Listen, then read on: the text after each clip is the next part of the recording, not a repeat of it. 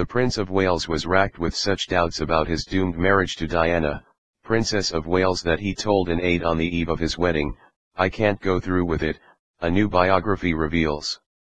Both the prince and his young bride-to-be entertained thoughts of calling off the wedding because each knew that their relationship was deeply flawed. While the then Lady Diana Spencer knew the prince held a candle for Camilla Parker Bowles, her groom panicked that he was rushing into marriage with a girl he hardly knew.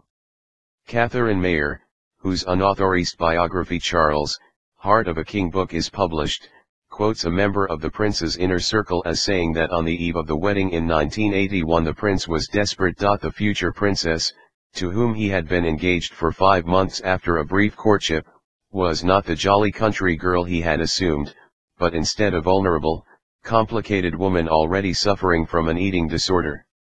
He is said to have told his confidant, "I can't go through with it, I can't do it." The same friend is quoted as saying that, "I always told him afterwards that if it had been a Catholic marriage, it could have been declared null.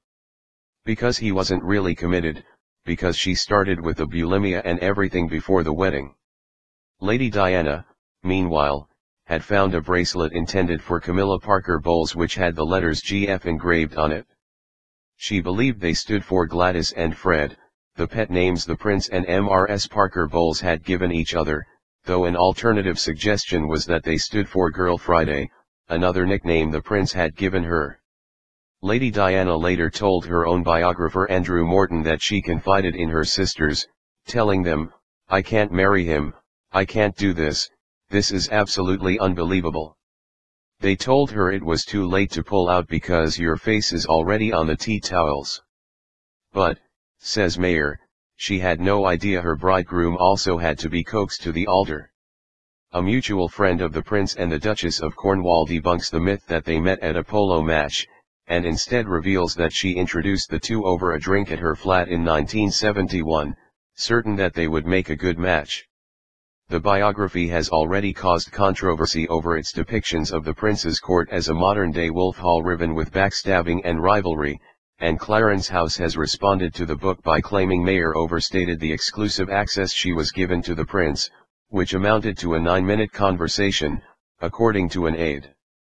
Mayer hit back, telling the BBC, "I had some help from Clarence House to not only attend events that press could accredit for, but also to talk to members of his inner circle and his friends." The book also contains fresh evidence about the extent to which the Prince of Wales trusted Jimmy Savile, later unmasked as one of the worst the country has ever known, even asking him to read his speeches for him to give him his thoughts. Yesterday Mayer hit back.